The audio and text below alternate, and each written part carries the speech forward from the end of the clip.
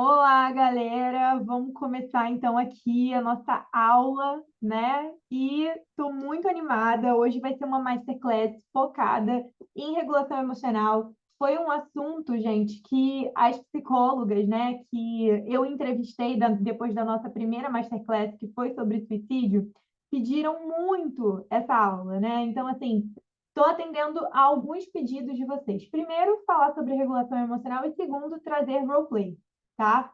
Então, a gente vai ter essas duas coisas super legais aqui, tá? Então, uma primeira coisa que eu quero trazer aqui é falar por que que regulação emocional, gente, é tão importante, né? E por que que a DBT, o que que a DBT tem a ver com isso? Basicamente, gente, vamos pensar o seguinte: o que gera muito interesse na DBT, tá? E o que vem diferenciando ela empiricamente de outras abordagens dentro da psicologia baseada em evidências é exatamente a regulação emocional, que é o tema da masterclass de hoje, tá? E aí, como eu falei, né, lá na nossa primeira masterclass, que foi sobre suicídio, tá? Sobre suicídio e manejo de casos graves, eu entendi que a maior parte das pessoas estavam buscando saber, mas Ale, ok, como é que eu ajudo esse meu paciente grave a se regular? Né? Como é que eu ajudo essa pessoa que está chegando em alta desregulação emocional, com um monte de problema no meu consultório? Né? Então, a grande questão, gente, que eu venho trazendo essas aulas aqui é trazer um conteúdo gratuito, de qualidade e com aplicabilidade clínica. Tá? E aí eu já quero deixar aqui aberto que, de novo, eu vou entrar em contato com quem viu a Masterclass, quem tem interesse, para que, né, a gente tenha essa troca direta. Vou ligar para vocês, quero entender como é que foi a Masterclass, o que mais que a gente pode dar, porque aqui a minha missão é trazer, né, o conhecimento da DBT para você. Então, vamos conversar aqui um pouco mais sobre o como que essa regulação emocional conversa com a DBT, tá? Eu sei que quando a gente pensa, né, em transtorno, peraí, galera. Eu sei que quando a gente pensa em transtorno com alta intensidade emocional, muitas vezes, né, surge o senso de não saber o que esperar do nosso paciente. Aí o que acontece? Eu já passei por isso. Medo, insegurança desse paciente ameaçar a própria vida, fazer alguma tentativa, né, contra a própria vida, se autolesionar, né? E às vezes a gente tem aquela sensação, aquele sentimento da gente não estar pronta, né? E assim, muitas vezes, o que que acontece, né? Outras pessoas estão vindo de outras abordagens, chegando para mim falando, cara, então, eu não me sinto pronta para isso porque as minhas ferramentas, né, não estão me ajudando. E o legal é a gente ter, né, ferramentas para trabalhar com essas pessoas para um tratamento baseado em evidências, porque daí a gente sabe que a gente está dando o melhor tratamento possível para esse paciente, né? E eu sempre gosto de dar um exemplo muito básico. Esse ano passado, né, que agora é 2024, a minha avó teve que fazer uma cirurgia de aneurisma, né? Você acha que quando eu fui escolher o médico, né, junto lá com a minha família, de quem ia fazer a cirurgia dela, eu escolhi ali o médico que trabalhava com uma coisa muito alternativa, que não tinha muita evidência, que não tinham muitas pessoas que tinham feito essa cirurgia, que não tem ali um tratamento, eu vou escolher um neurocirurgião que trabalha com a cirurgia com o método mais ponta, mais desenvolvido possível, que está dentro da nossa realidade, que já fez muitas cirurgias, estuda, vai a congresso. O que que vocês acham, gente? Sem sacanagem. O que que vocês acham que eu vou escolher? Né? E a mesma coisa, a gente fala sobre a saúde mental. Então, gente, hoje eu preparei essa aula para a gente ter uma conversa bastante recheada de evidências científicas, usando livro, revisão bibliográfica, sobre DBT. E no final, a gente vai fazer um roleplay, eu e a minha equipe, para que você aprenda como a gente vai aplicar o conteúdo teórico em prática dessa aula na sua clínica, tá? Então, eu quero que você saia daqui mais preparada do que você entrou para ajudar os pacientes que precisam da sua ajuda, tá? Você sai daqui mais segura do seu conhecimento. Certo? Tá tudo certo aí, Priscila? Sim? Quando eu olhar aqui para baixo, gente, é porque eu estou lendo o chat, tá? Então, se vocês quiserem mandar algum chat, faz aqui que de vez em quando eu vou olhar para conversar com vocês, tá? Então, vamos lá. Então, enquanto a gente pensa DBT, o que vocês pensam quando eu falo sobre DBT, gente? Porque muita gente, quando a gente fala sobre DBT, as pessoas associam com o quê? Transtorno da personalidade borderline. Uhum. E sabe qual é a questão? É que essas pessoas não necessariamente estão erradas. Por quê? Porque a DBT, ela é um tratamento com a maior quantidade e qualidade de evidências sobre a efetividade e sucesso, né, de tratamento para esse público. Então, a DBT, para quem não conhece, quem está começando a estudar aí, né, ela surgiu, gente, lá nos anos 80, com a doutora Marsha Linehan, tá? Ela começou estudando, desenvolvendo um tratamento eficaz para pessoas que eram rotuladas antes como intratáveis, entendeu? Naquela época, pessoas que tinham um transtorno da personalidade borderline, pessoas com problemas múltiplos, complexos na vida, com histórico de autolesivo, sabe, histórico suicida, essas pessoas eram consideradas intratáveis, nada funcionava. E aí, a Marcia resolveu se debruçar sobre isso, mais especificamente mulheres que tinham esse tipo de comportamento. Só que, gente, desde os anos 80 até hoje, muita coisa mudou. E cada vez mais a gente vem escutando um termo, né, que vem se popularizando e sobre principalmente a DBT, sobre ela ser um tratamento transdiagnóstico. Vocês sabem o que é um tratamento transdiagnóstico? Deixa aqui no chat para eu saber. Todo mundo sabe? Sim. Tem alguém aqui que não entende o que é um tratamento transdiagnóstico? Sim. Vamos lá, eu não entendo. Ótimo, Vi, obrigada. Sim, show. Eu não entendo muito. Obrigada, gente. Então vamos lá, vamos esclarecer o que é um tratamento transdiagnóstico. Gente, um tratamento transdiagnóstico é um tratamento que ele não é só efetivo para uma coisa só. Sabe, durante muitos anos a DBT ela foi conhecida por ser efetiva dentro do transtorno de personalidade borderline. Só que cada vez mais a DBT vem sendo reconhecida, tá, como um tratamento focado em regulação emocional.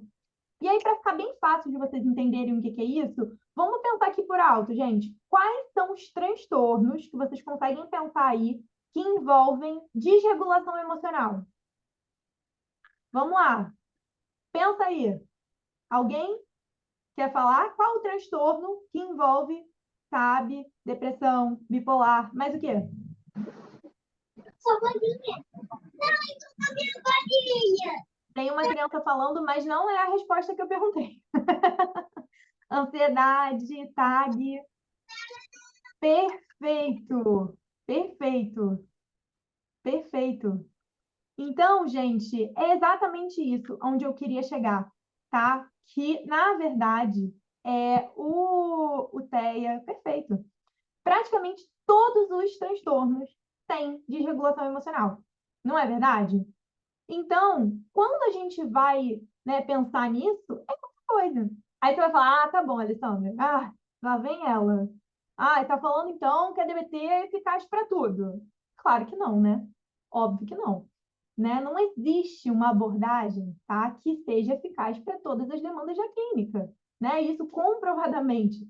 Ah, então, toma aqui, ó, TCC vale para tudo, DBT vale para tudo. Não existe isso. Quem falar isso para você, ó, você sai correndo, tá? Porque isso não existe.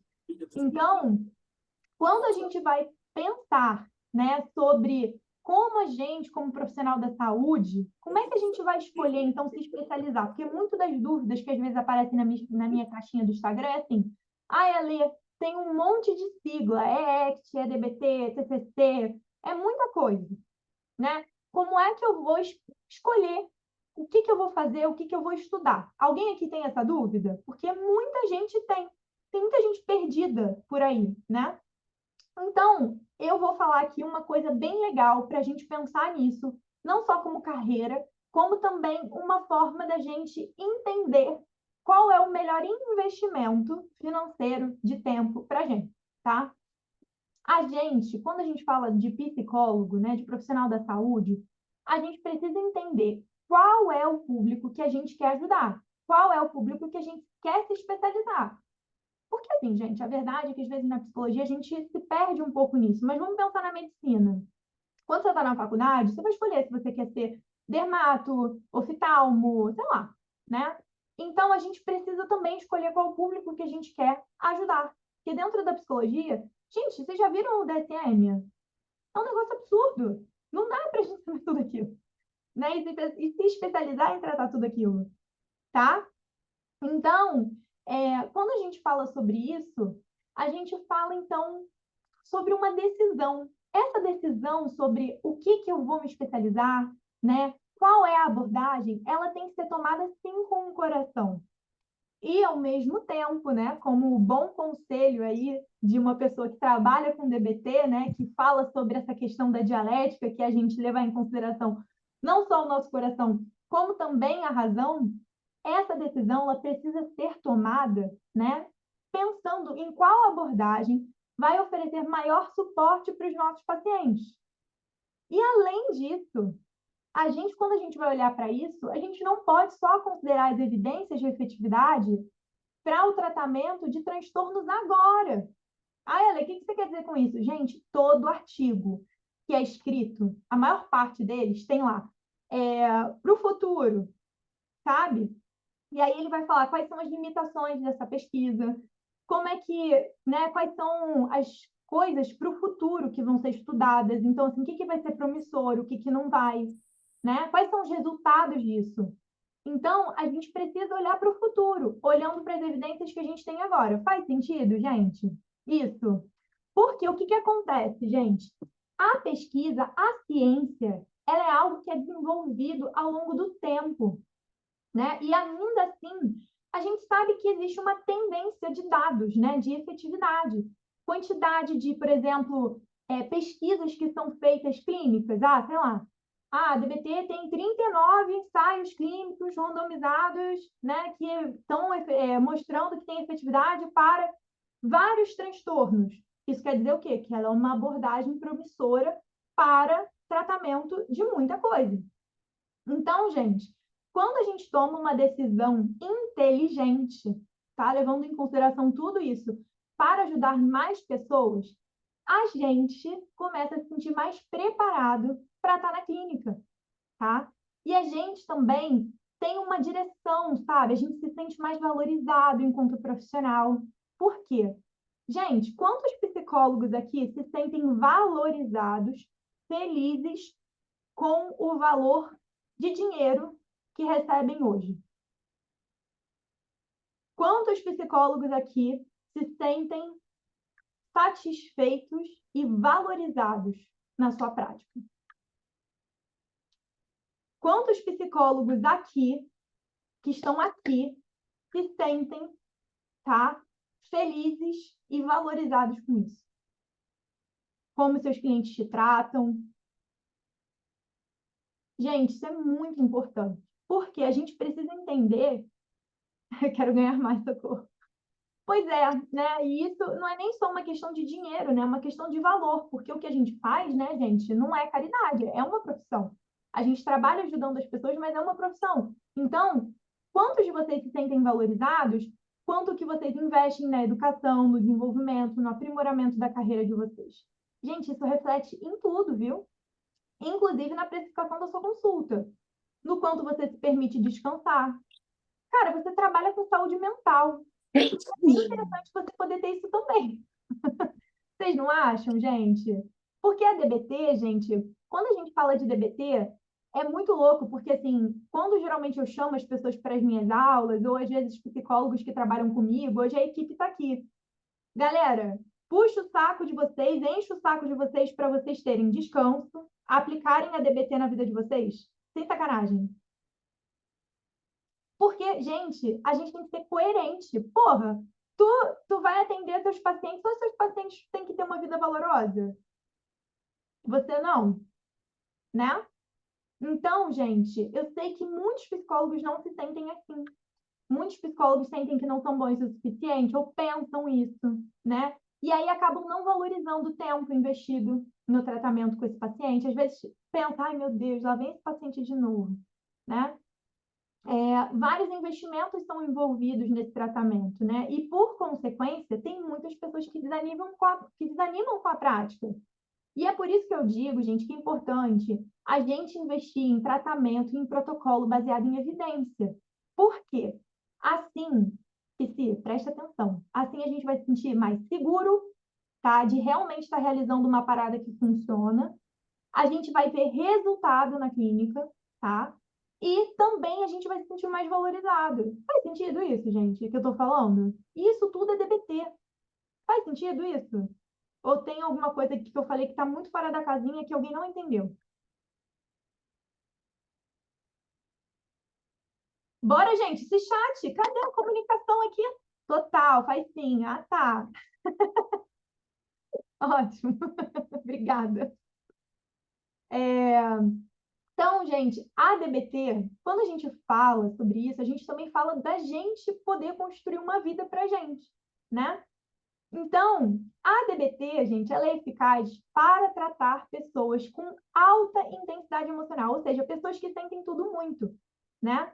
E vem demonstrando resultados muito interessantes quando comparado ao tratamento ouro, muitas vezes, da TCC, para tratar transtornos alimentares, por exemplo. A TCC, ela tem uma evidência, gente, de menos de 50% de efetividade para anorexia, para bulimia, enfim. Então, assim, a gente tem muito espaço para crescer. E a DBT, ela tem entrado, né, em transtornos, em locais ali, que é o seguinte, ela foi uma abordagem pensada para regular a emoção, tá? Então, quando a gente pensa, né, em PET, em transtorno alimentar, quando a gente pensa, né, nos resultados que isso está tendo, é muito grande. E uma das coisas que se vem investigando cada vez mais é a efetividade da DBT como treinamento de habilidades para várias populações. Eu não sei se vocês sabem disso, mas é isso que quer dizer um tratamento diagnóstico. Então, por exemplo, tem sido investigado treino de habilidades como tratamento para pessoas adultas que têm diagnóstico de ansiedade, de depressão, como um tratamento de regulação emocional. Então, gente, existe protocolo para tudo em DBT, tá? Que está sendo investigado. Então, assim, usuário de substância, vai ter, inclusive, esse ano eu quero ver se eu vou, um curso da Behavioral Tech para usuários de substância, que vai acontecer em breve esse ano, tá? A DBT, gente, a verdade é que ela tem ganhado muito espaço nas pesquisas atuais sobre desregulação emocional e tem tido, assim, resultados mega expressivos para diversos transtornos. E, assim, lembra que eu falei lá daquela parte do artigo de futuro, de limitação? Então, a DBT tem se tornado cada vez maior. E a gente viu esse movimento acontecendo. A gente viu esse movimento acontecendo com a TCC, a gente viu esse movimento acontecendo com a psicologia baseada em evidências, o Jean Leonard falando muito sobre isso. A gente está vendo esses movimentos da psicologia acontecendo. E, gente, guarda aqui o que eu vou falar. Daqui a 6 meses vai ter muita gente falando sobre DBT. Muita. Porque a DBT está ganhando muito espaço, tá? Então, assim, a DBT, gente, ela tem muita aplicabilidade para adolescente, para família, para criança, para adulto, na escola, sistema prisional. São muitos cenários. Então, hoje, gente, quando eu penso assim, na minha própria prática clínica, eu me senti muito mais preparada, mais ferramentada, quando eu me tornei uma terapeuta DBT. Então, a insegurança de atender pacientes graves, né, que pelo menos eu vejo existe, e que aqui no Rio, tá? Assim, eu vou falar agora de uma visão minha. Aqui no Rio, gente, é impressionante, até fora do Rio mesmo, porque como a Equanime tem treinamento de habilidades que tem muita gente do Brasil inteiro, a gente consegue medir também um pouco essas águas, sabe? Porque é impressionante a demanda que tem de atendimento de pessoas que têm alta intensidade emocional, e isso vem aumentando muito. Claro, isso aí, gente, é uma percepção minha, né? Só que aqui a gente não está falando só de uma percepção minha, né? Então a gente aqui fala sobre psicologia baseada em evidências. Então, bora para dados. Gente, vamos falar aqui, vou trazer alguns dados bem rápidos. O suicídio, de acordo com a OMS, é um problema de saúde pública global. 800 mil pessoas morrem de suicídio todos os anos. É uma morte a cada 40 segundos. O suicídio, ele foi a quarta principal causa de morte de jovens de 15 a 19 anos, para ambos os sexos. E a terceira principal causa de morte entre meninas de 15 a 19 anos, tá? Então, quando a gente fala sobre isso, a gente está falando sobre saúde mental, a gente está falando sobre uma tendência de alta desregulação emocional e de pessoas que precisam de ajuda e ajuda de uma terapia, de uma abordagem que é qualificada para isso. Então, gente, uma das coisas também que eu acho que serve para a gente olhar para o futuro é uma a cada 7 crianças de 10 a 19 anos sofre de transtorno mental, de algum transtorno mental, tá? E isso representa 13% do total de doenças nessa faixa etária. Então, assim, é muita coisa, é muito expressivo. Então, a gente já sabe que o Brasil é o país mais ansioso do mundo, a gente sabe que depressão, ansiedade, enfim, estão entre as principais causas de doença e incapacidade de adolescente. O que isso quer dizer, Ale? O que você está querendo trazer? O que eu quero trazer, gente, é o seguinte: existem muitas consequências, tá, de condições de saúde mental dos adolescentes que se estendem à fase adulta, prejudica a saúde física, mental, vem limitando as oportunidades de levar uma vida plena como adultos. E, além disso, a gente está falando de um assunto sério, de um assunto que precisa de tratamento efetivo, de pessoas treinadas, pessoas seguras, pessoas que têm uma rede de apoio de uma comunidade, psicólogos que possam pedir ajuda, que possam estar amparados para lidar com essa demanda, ter mentores dentro da abordagem. Tudo isso é muito importante para que você possa se manter dentro da ética, motivado e dentro das diretrizes da abordagem. Então, gente, essa aula foi pensada por causa disso tudo. E eu posso afirmar para vocês que assim como lá há alguns anos, como eu falei, né, atrás a PB começou, daqui a pouco, gente, a gente vai falar cada vez mais sobre a importância de análise funcional. Gente, juro, DBT vai ser daqui para frente uma necessidade, tá? E no final dessa aula eu vou falar um pouquinho mais sobre o meu treinamento de DBT para profissionais, certo? E aí, galera, eu quero agora começar aqui a falar sobre emoções. Você já parou para pensar, ou talvez até pensar na sua vida mesmo, qual é a influência da emoção nos processos cognitivos como um todo?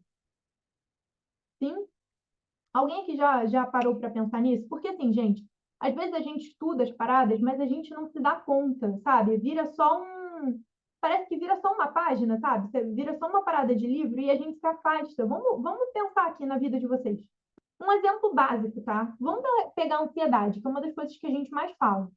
Essa emoção, gente, ela tem um efeito muitas vezes tão negativo que afeta funções básicas executivas de interpretação, atenção, julgamento, tomada de decisão. Então, assim, as emoções, gente, elas podem interagir com o processo de atenção básica, aquele efeito priming, né, que é a nossa capacidade de estruturar e organizar o conhecimento, né? Então, assim, capacidade computacional, processos reflexivos, né? E quando a gente olha para a regulação emocional, ela interfere em tudo. Ela interfere na performance, na tomada de pequenas decisões que têm grande impacto na vida cotidiana. Gente, quando eu estava na merda, eu não conseguia nem levantar para tomar banho. Era muito difícil para mim, né? Eu acho que, não sei se alguém aqui já passou por isso, mas eu já tive processo depressivo que eu não conseguia levantar para tomar banho. Para mim, isso era muito difícil. Então, quando a gente olha para isso, a gente pensa o como é emoção. Agora pensa aí você, quando você chega exausto, dia estressante no trabalho, aí você quer comer uma comida extremamente gordurosa, um hamburgão, vai comer um McDonald's. E tudo isso, gente, é emoção, entende? Então, eu quero começar a conversar com vocês aqui. Essa aula, ela vai ser sobre como a DBT entende as emoções, como a DBT explica o processo de funcionamento emocional, como que ela ensina isso para as pessoas e por que exatamente um módulo de regulação emocional existe, né? Por exemplo, lista de valor para que a pessoa construa uma vida que vale a pena ser vivida. Então, assim, gente, a regulação emocional é muito importante, tá? Vamos conversar um pouco mais agora, então, sobre o tratamento transdiagnóstico da DBT e a relação com a regulação emocional. Gente, como vocês estão vendo aqui do que eu estou falando, esse modelo transdiagnóstico tem sido muito, né, colocado pela DBT. E isso também é extremamente conectado da forma que a DBT entende a regulação emocional. Eu sei que já vai ter gente aqui que já escutou falar disso, mas eu vi que tem bastante gente que está aprendendo, então eu vou explicar um pouquinho sobre a teoria biosocial. Tem alguém aqui que não conhece a teoria biosocial, ou já escutou falar por alto? Alguém aqui quer colocar aqui que não conhece? Agora é a hora, gente.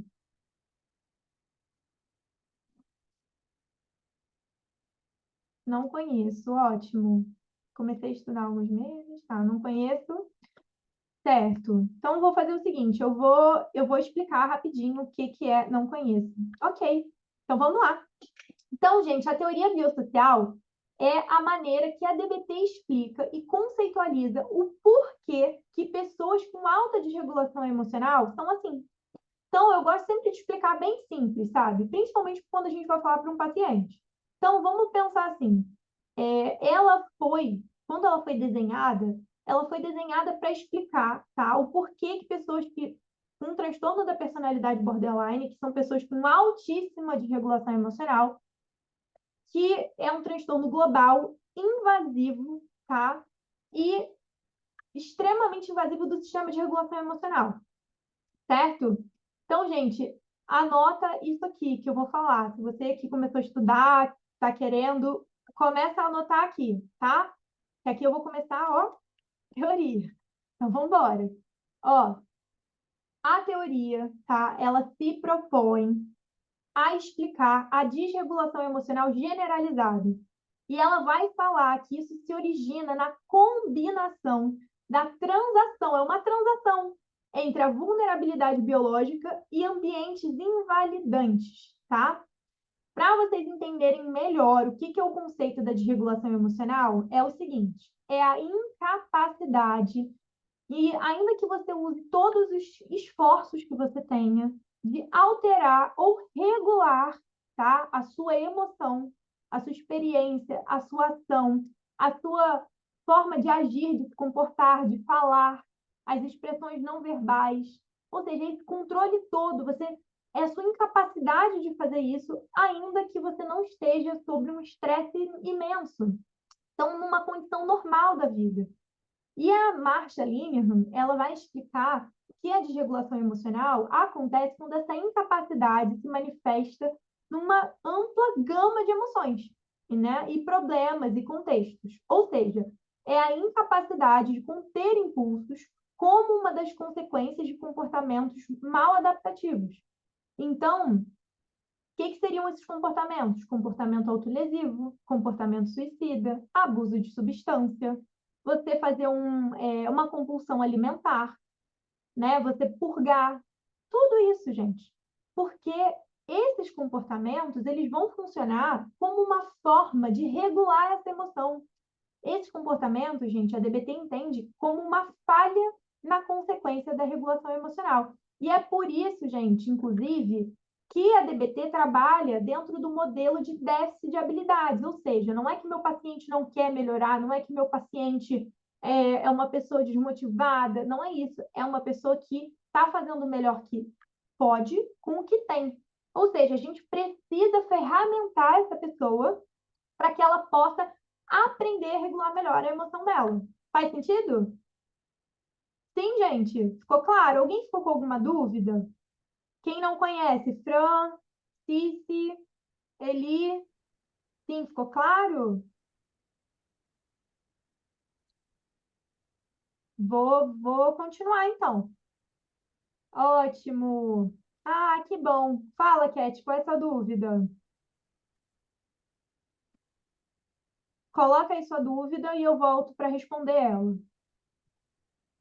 Vamos lá, gente. Posso falar no microfone? Eu acho que é mais fácil. Pode, claro. Fala, Cat. Você falou que a teoria biosocial e também essa parada da desregulação emocional, ela acontece nesse momento de transação. Só que eu não entendi muito bem esse marco dessa transação. É de onde para onde? De onde para onde? Eu vou explicar um pouco melhor como é que funciona isso, mas não é de onde para onde. não tem um início, um meio e um fim. A gente sabe que existe uma transação entre os fatores. Existe uma transação entre os fatores biológicos, que eu vou entrar aqui já já em detalhes. Então, assim, é a nossa genética, né? É aquilo que vem com a gente biologicamente. Então, é o como que a gente literalmente já chega ao mundo, né? Que depende da nossa biologia. Com um ambiente, por exemplo. Um exemplo bobo. Vê se você entende. Geneticamente, eu tenho uma mega tendência a ser diabética. Super. Do lado da minha mãe, do lado do meu pai, galera diabética, tá? Só que eu tenho isso no meu DNA. Só que se eu venho para o mundo, para uma família, que eu me alimento bem, que eu faço exercício, que eu me cuido nesse sentido, a probabilidade de eu desenvolver a diabetes é muito menor. É mais ou menos a mesma lógica. Eu tenho, por exemplo, o transtorno do humor bipolar. Eu tenho isso. E a gente já sabe que, por muitas pesquisas, ele é extremamente hereditário, extremamente genético, tá? Só que a gente não pode falar que é só genética, ou seja, o ambiente ele tem um papel muito importante. Faz sentido? Não é da onde para onde, mas sim uma transação desses fatores. Ficou mais claro, Cat? Ótimo.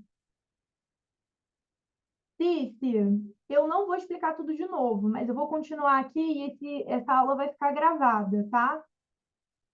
Vou continuar daqui, mas acho que você já começou a entender. Espero. Tá bom. Então, vamos lá. Então, hoje, existem muitos estudos, tá, gente, que são publicados na literatura sobre a investigação desses fatores neurobiológicos de vários transtornos, tá? E vários deles têm uma vulnerabilidade biológica muito grande, que tem alteração neurobiológica desses pacientes, ou seja, o cérebro deles é diferente. Eu sempre gosto de falar como a Gil fala, né, João? A gente, quando apresenta as coisas lá, a gente gosta de falar do adolescente, que é muito mais fácil. Então, gente, basicamente é o seguinte: pessoas que têm alta intensidade emocional, tem vários estudos falando que o cérebro desse ser humano é diferente, tá? E aí, quando a gente vai falar isso um pouco mais científico, por exemplo, se você vai buscar sobre bipolaridade, cada vez mais tem sido pesquisado, tá? Uma proteína X específica que tem um funcionamento diferente. Esse cérebro tem uma área tal, tal, tal que age diferente, tem um formato X, Y, Z diferente. Então, assim, cada coisa dessa vai ter uma alteração. Vocês estão entendendo o que eu estou falando? Então, gente, a gente já sabe disso. Então, eu vou dar um exemplo do transtorno da personalidade borderline, tá? A gente sabe que precisa, cada vez mais, dentro das pesquisas, aprimorar o modelo fisiopatológico, né? Integrando dados aí de neuroimagem, neuroendocrinologia, eletrofisiologia, genética, né? Então, assim, ainda que a gente precise melhorar isso tudo, porque o transtorno mental, né, a área de saúde mental ainda é algo que a gente precisa, né, trazer mais, cada vez mais evidências, os resultados que a gente tem com o melhor que a gente tem demonstram, tá, que existe um importante componente biológico hereditário para esse transtorno, assim como também, por exemplo, para o transtorno bipolar, tá? Então, vamos falar aqui sobre vulnerabilidade biológica. Gente, a vulnerabilidade biológica ela pode ser explicada por três características, tá? Que vão contribuir para essa pessoa ter uma vulnerabilidade emocional, de acordo com a DBT, tá? Dentro da teoria biosocial. O primeiro conceito, gente, é a sensibilidade emocional alta. Vou repetir, bora, ó, quem está anotando, presta atenção. O primeiro conceito da teoria biosocial sobre vulnerabilidade biológica é sensibilidade emocional alta. O que é isso, Alê? Diz respeito às pessoas que já têm uma propensão à desregulação emocional, a reagirem imediatamente às situações da vida dela. E tem baixo limiar, sabe, para essas situações. Vou dar um exemplo para traduzir isso aqui para o português. Vamos dizer, adoro dar um exemplo da alergia. Vamos dizer que a gente vá para um lugar que tenha muita poeira. Eu, que sou super alérgica, e uma outra pessoa que não é alérgica. Quando a gente entrar nesse porão, eu vou começar, entendeu? Com aquele nariz escorrendo, aquele olho inchando, aquela coceira, aquela tristeza da alergia, espirrar, sabe? E a outra pessoa que está do meu lado não vai fazer um ai, entendeu? Então, eu gosto sempre de comparar a sensibilidade emocional alta com esse exemplo. Tem um outro exemplo também de queimadura de terceiro grau, né? Então, assim, esse exemplo, gente, inclusive é um exemplo do livro da Jill, que é o que ela usa para explicar para os adolescentes. É o manual, é que eu não estou com esse livro aqui, que eu fiquei no consultório, mas é um manual de adolescentes. Ah, João vai mostrar, ó. Peraí que eu vou botar você no Spotlight. Ó, gente, esse aqui é o livro, tá? Obrigada, João. Então, esse livro, o exemplo que ela dá é o seguinte: que você tem uma queimadura de terceiro grau, aí você é internado num hospital, né, para tratar isso. E aí você está com uma cama perto de uma janela no seu quarto de hospital, né? Então você está lá deitadinho, tem uma janela aqui. Aí, toda vez que alguém abre a porta, vem um vento que entra em contato com essa queimadura de terceiro grau e dói muito, tá? E aí, gente, isso aqui é uma coisa que a pessoa que está abrindo a porta não tem nem noção. Fez sentido? Fez sentido esse exemplo? Então, show. O segundo conceito da vulnerabilidade emocional, tá? Vai falar de respeito de como as pessoas experimentam, expressam essa intensidade emocional, que chama alta reatividade, certo? Então, alguns de vocês talvez já tenham escutado essa metáfora, ela é mega conhecida na DBT, tá? Mas eu gosto de chamar paciente que tem alta intensidade emocional como Ferrari. Então, essas pessoas chegam de 0 a 100 em questão de segundos. Faz sentido? Esse é o segundo. E o terceiro conceito é a continuidade dessa metáfora, que vai falar sobre o retorno lento ao padrão. Então, gente, é o seguinte: se as pessoas estão como Ferrari, elas estão com o freio quebrado, entendeu? Então, chega do 0 a 100 rápido, mas na hora de descer do 100 para o zero, a emoção, aí você espera. É uma estrada longa, uma tragédia. Aí pode demorar horas, dias, às vezes até mais de um dia. Por que que isso acontece, né? Eu gosto muito também como a Jill explica isso, que é do mesmo livro, tá? Por quê? Porque, gente, a vida não para, né? Então, antes que essa pessoa chegue à linha de base da emoção, né? Uma outra situação desencadeante já aconteceu, fazendo de novo com que essa emoção chegue ao topo. E aí, quando ela vai baixar de novo, chegou de novo. Faz sentido, gente? Uma metáfora que a Jill tem é a da lareira. É como se assim, toda vez que a lareira tá lá ligada não, acesa. A lareira tá lá acesa. E aí o fogo tá indo embora, mas é como se você botasse mais lenha. E aí quando tá quase morrendo, você botou lenha. Aí veio de novo o fogo, tá? Então esse é o conceito. Então, gente, considera o impacto dessa vulnerabilidade biológica na vida de uma pessoa. Gente, é insuportável. Eu posso falar assim, mega de cadeira, tá? Por ser uma pessoa de alta intensidade emocional, há uma dependência tão completa e total do seu estado de humor que tudo se torna assim um inferno, é extremo, é como se você estivesse fora do seu controle, perdendo o controle toda hora. E aí, claro que isso vai dificultar regular várias áreas da vida, né? Então, tudo que a gente faz, ou a maior parte do que a gente faz, depende da estabilidade do nosso humor, né? Então, as coisas podem parecer extremamente irritantes, ou então possíveis, maravilhosas, e tudo ao mesmo tempo, entendeu? E sem motivo, às vezes, para levantar, para comer, para tomar banho, para estar vivo. Tudo isso depende do seu humor. E quando o seu humor não está estabilizado, nada na sua vida costuma estar. Vocês não concordam? Sim? Alguém aqui já viveu isso? Porque é assim, ou então algum paciente, né? Então, quando a gente está falando, né, sobre o impacto dessa desregulação emocional, ela é bem real. E aí você pode imaginar que ela tem impactos na vida das pessoas, no ambiente delas. E aí essa teoria fala da transação. Aqui eu falei do aspecto biológico, e agora a gente precisa entender o que que é esse aspecto social.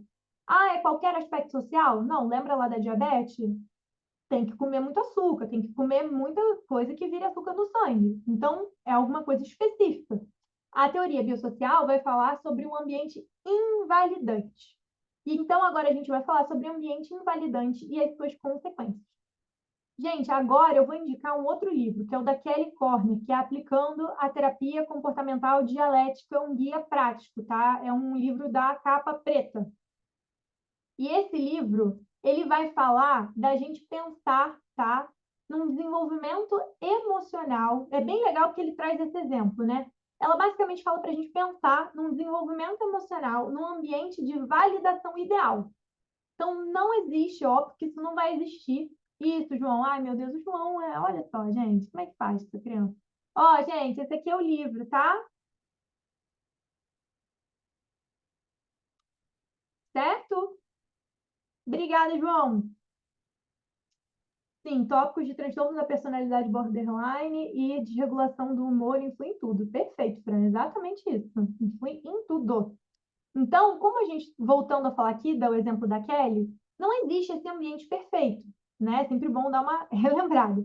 Mas, basicamente, a gente já sabe que a emoção, ela existe como uma resposta rápida, tá? Que acontece em todo o nosso corpo. Inclusive, fiquem, porque mais tarde vai ter o roleplay, com a equipe toda aqui da Equanime, em que a gente vai fazer um roleplay para explicar como é que funciona o modelo das emoções na DBT, que é um negócio que o povo tem muito medo, porque olha lá aquele mapa do que é, como é que funciona o modelo das emoções e fica nervoso. Então, fica aqui, eu vou falar rapidinho agora, que a gente vai fazer o roleplay, certo? Então, a emoção é uma resposta rápida, que acontece porque fisiologia. Então, o coração bate rápido, respiração, percepção, ação, processo cognitivo, tudo isso acontece para orientar e organizar a gente em relação às mudanças que estão acontecendo no ambiente. E isso, gente, é um excelente exemplo quando a gente, por exemplo, aqui no Rio de Janeiro, né? Você escuta, sei lá, um escapamento de som. De som é ótimo, né? De carro. Eu já aconteceu comigo de eu achar que era um tiro, né? Bem comum, inclusive, aqui no Rio de Janeiro, a gente achar que qualquer coisa é um tiro. Então, isso já aconteceu algumas vezes, né? E aí, quando isso acontece, a emoção vai disparar. E aí eu vou sentir medo, adrenalina, cortisol, tudo isso dispara no meu corpo. E aí vem uma reação de luta e fuga. Afeta a minha cognição, minha percepção e tudo que a gente fala, né? E isso me deixa o quê? Preparada para ação. Em um desenvolvimento saudável, o que que um cuidador faria para uma criança que tem, por exemplo, uma resposta dessa? Vai fortalecer essa criança, vai explicar qual é a reação emocional dela. Então, meu filho, você está com medo. Faz sentido você estar com medo. Teve um barulho grande, é assustador. Tem um porquê de você estar sentindo isso, né? Seu corpo, o que está acontecendo? E ensinar uma expressão socialmente apropriada para aquilo, né? Então, assim, tá berrando, gritando, bateu a cabeça, o pai vai explicar o que pode fazer para regular aquilo ali. Então, meu filho, você bater a cabeça na parede, pode ser algo que vai te machucar, ou gritar muito, não vai ter o resultado que você espera, que as pessoas podem te olhar feio, as pessoas podem não querer mais estar perto. Quando isso acontecer, você pode pedir para o papai ou para a mamãe ajuda, por exemplo. Faz sentido, gente? Todo mundo aqui? Então, quando a gente fala sobre isso, a gente também fala sobre enfraquecer elos e expressões socialmente inadequados. Então, a gente faz o quê? A gente valida o que é eficaz e invalida o que não é. Então, a gente valida o que é válido e invalida o que não é, tá? Então, uma coisa que eu não vejo muito psicólogo explicando, eu expliquei na minha última masterclass, mas como eu sei que nem todo mundo aqui estava lá, eu vou falar. De novo, gente, todo mundo sabe aqui o que é validação e o que é invalidação? Todo mundo sabe o que são esses dois conceitos? Sim? Vocês têm certeza? Vocês sabem o que é um ambiente invalidante? O que seria esse ambiente invalidante desencadeante de desregulação emocional? Todo mundo sabe?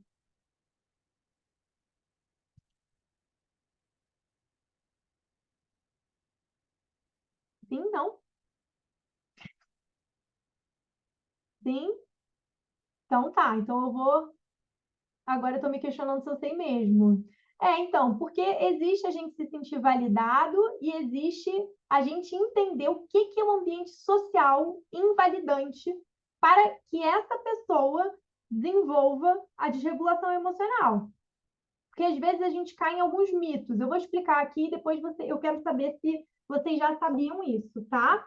Então vamos lá. Gente, validar é confirmar, corroborar, comprovar, autenticar. Mas principalmente quando a gente fala de DBT, tá? É comunicar que a gente compreende alguma coisa. Comunicar que aquilo faz sentido naquele contexto, tá? Então, quando a gente fala, né, sobre validação na DBT, a gente não fala sobre a gente validar só aquilo que a gente concorda. Muito pelo contrário, a DBT ela vai falar da gente reconhecer o que é válido, se despir de julgamento, e ainda que você não concorde, né, que aquilo é ou não é, você é capaz de validar, tá? E aqui, só nessa frase, eu falei 1000 habilidades da DBT. Então, do módulo de mindfulness, de julgamento, né? Então, falei aqui sobre validação, que é de regulação emocional. Então, quando a gente fala, né, antes disso tudo, a gente também está falando de estratégias de aceitação da DBT, que é de tolerância ao mal-estar. Então, isso tudo, gente, é validar. E o que que é invalidar? Tá? Basicamente, é você falar que o que está sendo comunicado, pensado, sentido ou feito não faz sentido, está fora de proporção ou é inadequado. Mas é qualquer ambiente invalidante que gera essa desregulação global? Não, não é. Um ambiente invalidante que pune, reforça demonstrações emocionais e que contribui para a supressão e escalonamento das emoções das pessoas então, é deixar essa pessoa se sentindo confusa, incapaz de confiar nas próprias experiências emocionais.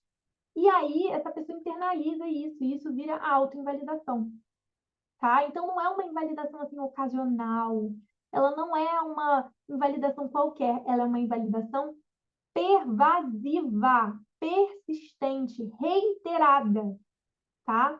Então, ela é uma invalidação generalizada que acontece quando esses cuidadores tratam as respostas emocionais primárias como inválidas. Vocês estão entendendo? É um negócio pesado, tá? Então, essas respostas emocionais primárias, elas são inválidas, repreendidas e ridicularizadas. Então, frente a essa necessidade de ser, por exemplo, tranquilizado, que é uma coisa normal, quem não quer ser tranquilizado? E aí essas pessoas às vezes são negligenciadas, depreciadas, né? Motivos honestos começam a ser repetidamente questionados, né? Interpretados como mal intencionados.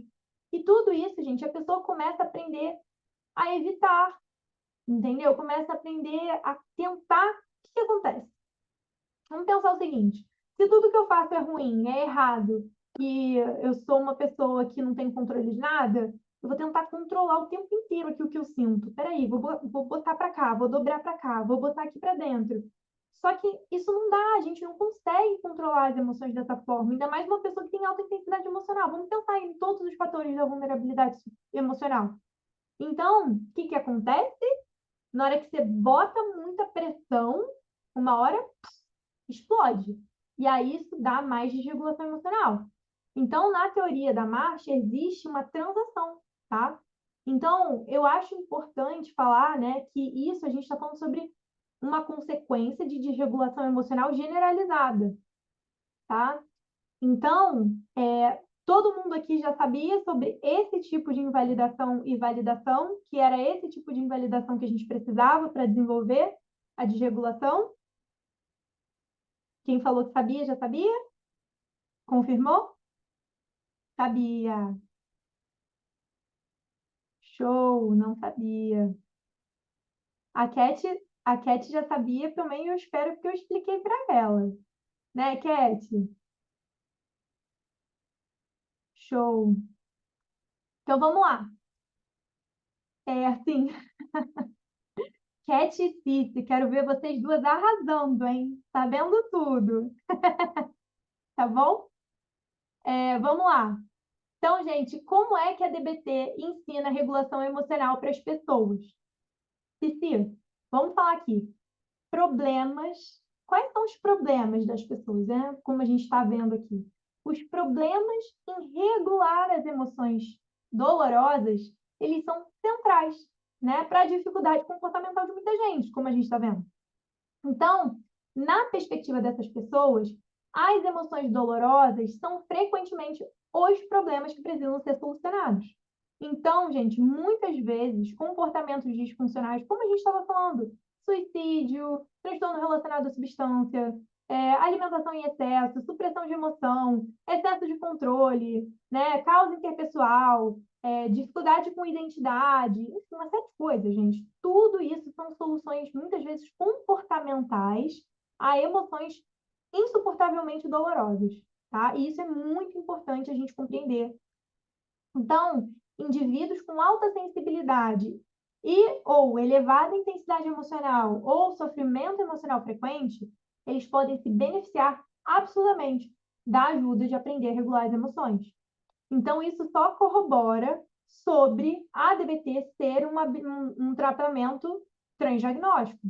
E o ensino das habilidades de regulação emocional, ele pode ser extremamente difícil, porque muitas pessoas recebem uma overdose de observação, no sentido de, mas se você mudasse de atitude, você podia mudar a sua emoção, né? Se você, você não é motivado o suficiente. Alguém aqui já escutou isso?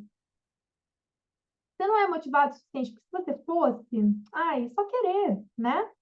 Então, alguns indivíduos também vêm de ambientes que todos os outros exibem ali um controle cognitivo quase perfeito das suas emoções, né? Então, tem as mesmas pessoas que têm mostrando intolerância e forte desaprovação em relação à capacidade dos indivíduos, né? Então, o que acontece? Algumas pessoas vão resistir durante esse ensino a qualquer tentativa de controlar as emoções, porque esse controle implicaria que os outros estão certos e elas estão erradas. Faz sentido? Por se sentirem do jeito que sentem. Faz sentido isso, gente? Então, algumas habilidades de regulação emocional, elas só podem ser ensinadas dentro de um contexto de autovalidação emocional, tá? Então, como a efetividade interpessoal, a tolerância ao mal-estar, a regulação emocional, ele exige uma aplicação das habilidades de mindfulness.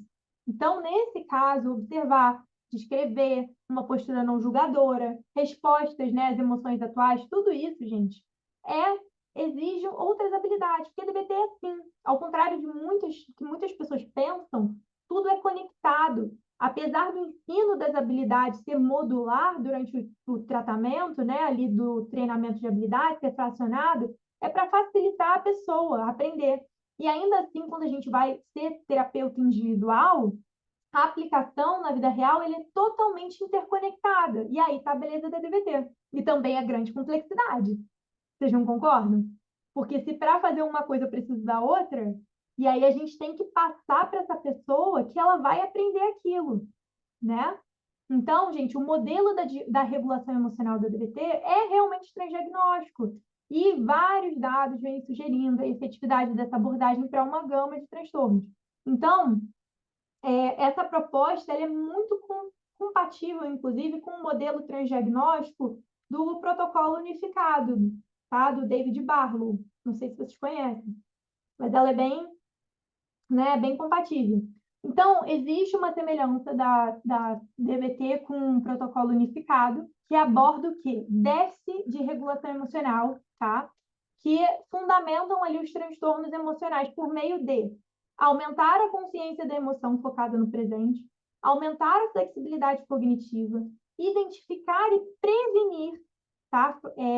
Padrões de evitação emocional e comportamentos mal adaptativos focados dessa emoção, aumentar a consciência e a tolerância das sensações físicas provocadas por essa emoção e, quinto, utilizar procedimentos de exposição focados na emoção. Ok? Então, isso é muito compatível com o protocolo unificado. Certo? Então, habilidades específicas de regulação emocional ensinadas nesse módulo são agrupadas nesses 4 segmentos, né? De entender, identificar, nomear as emoções, modificar as emoções indesejáveis, reduzir a vulnerabilidade de mente emocional, gerenciar as emoções extremas, certo? Então, gente, é por aí que vai funcionando o módulo de regulação emocional. É assim que a gente vai, como terapeuta, colocar na nossa cabeça que a gente vai encarar esse módulo, né?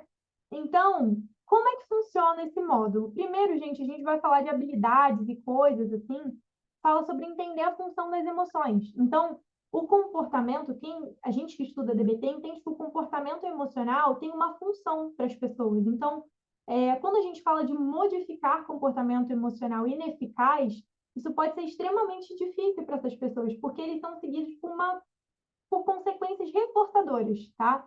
Então, por exemplo, você chegou super estressado do seu trabalho, comeu um hambúrguer.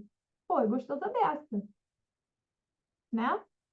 Então, a pessoa que se autolesiona, tô uma dor insuportável, vou me cortar, dá alívio. Então, é muito útil a gente identificar a função e os reforçadores para esses comportamentos emocionais específicos. Então, em geral, gente, as emoções elas funcionam para estabelecer uma comunicação com as outras pessoas e para motivar o nosso próprio comportamento. Então, o nosso comportamento emocional, ele também tem outras 2 funções importantes. A primeira, que é uma função de comunicação, ou seja, a gente vai influenciar e controlar também os comportamentos das outras pessoas. E a segunda função é alertar a gente, comunicar para a gente. Então, nesse último caso, as emoções elas vão funcionar como um alarme, sabe? Pé, pé, que alerta a gente ali para prestar atenção, tá? Para coisas que são importantes. Então, a gente identificar essas funções das emoções, em especial das funções das emoções aí que a gente não quer sentir, funções indesejáveis, é o primeiro passo rumo a essa mudança. Sim? Fez sentido? Então, gente, vamos identificar aqui a próxima parte do módulo, a gente vai identificar os obstáculos, tá? Para mudar as emoções. Então, muitos fatores podem dificultar essa modificação das emoções, tá? Então, quando a pessoa, por exemplo, quer mudar essa emoção desesperadamente, o que pode acontecer? Lembra que eu falei que tem fator biológico? Isso pode aumentar a sensibilidade emocional dessa pessoa e a intensidade e o tempo necessário para retornar à linha de base. Então, todo mundo, né? Até quem tem assim uma coisa mais alegre, às vezes a gente tem reação emocional intensa. E quando isso acontece, a gente precisa de habilidade adequada para modular as nossas emoções. Sim? Então, essas habilidades inadequadas, elas podem dificultar muito essa regulação. Então, a regulação emocional ela ainda é mais difícil quando os outros no ambiente estão reforçando essas emoções disfuncionais. E isso é muito verdadeiro quando existe a interferência ou uma sobrecarga de emoções simultâneas para baixar a motivação ou os mitos das emoções, certo? Uma outra coisa que a gente faz nesse módulo, e quando a gente vai ensinar regulação emocional para os nossos pacientes, é identificar e rotular as emoções. Gente, eu tenho uma frase que ela não é minha, né? É da Marcia. Eu só simplifiquei, que é rotulação leva a regulação. Então, quando a gente fala sobre regulação emocional, é importante demais a gente aprender a identificar e rotular as emoções atuais. As emoções, né, elas são, às vezes, difíceis de rotular, porque elas são respostas comportamentais complexas. Inclusive, hoje no roleplay, a gente vai falar sobre isso. Então, muitas vezes, identificar uma emoção requer uma capacidade não só de observar as próprias respostas, mas também de escrever com precisão qual é o contexto que elas ocorrem. Então, fica muito mais fácil aprender a identificar uma resposta emocional se a pessoa consegue observar e descrever o quê?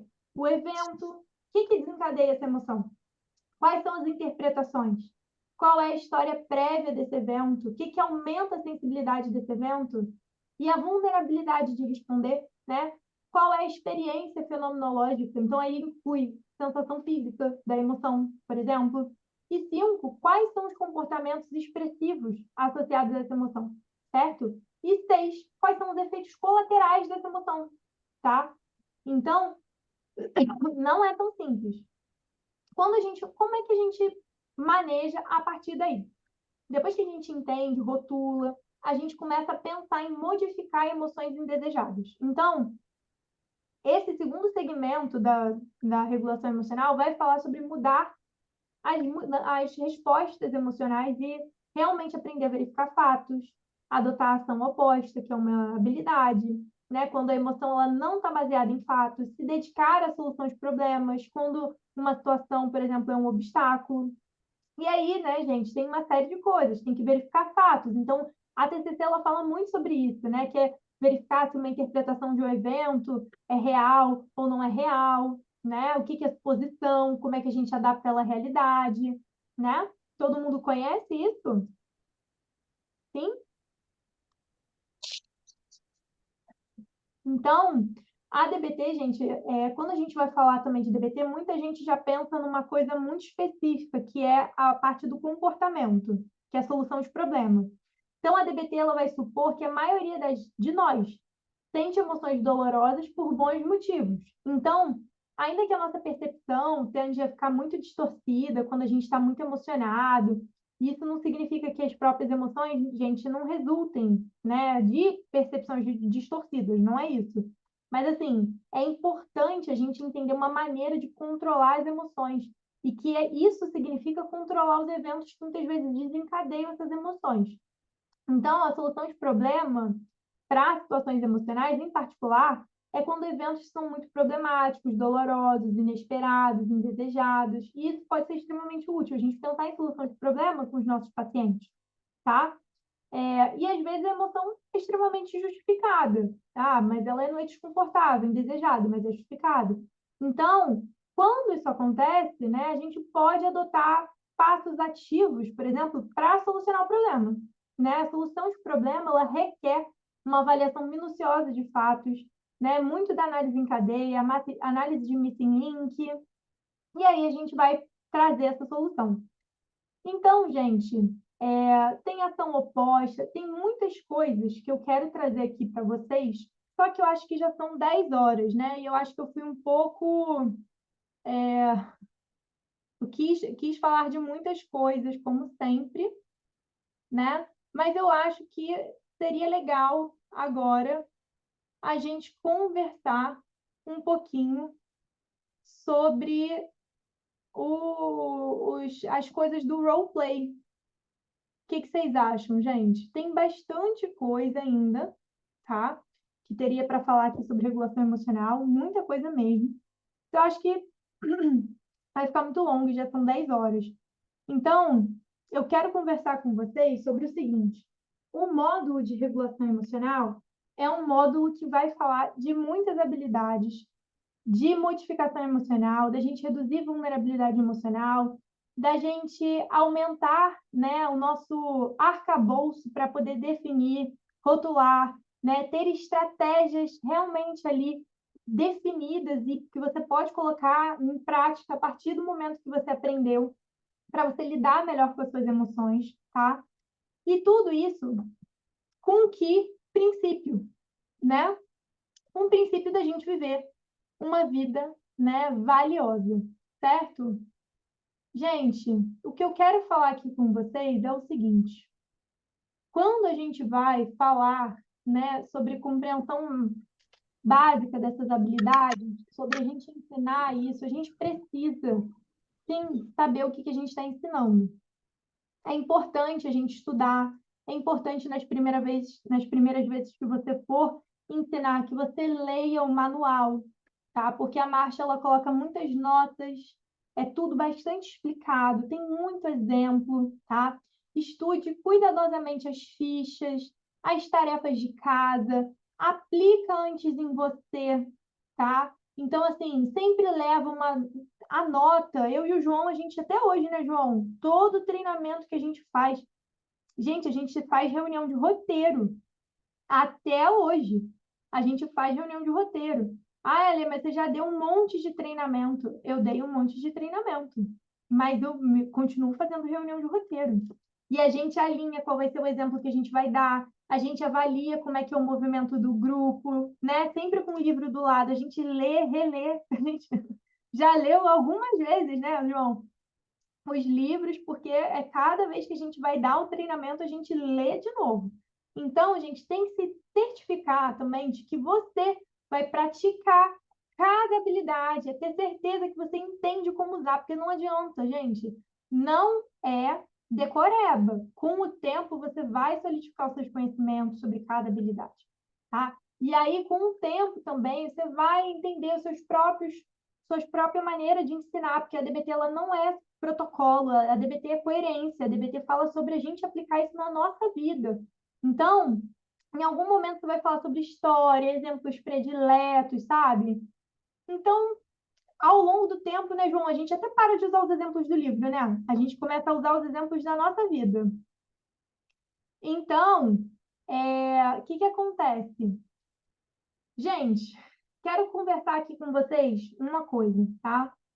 Quantos de vocês já se sentiram desafiados para lidar com situação que tem emoção intensa e complexa com pacientes?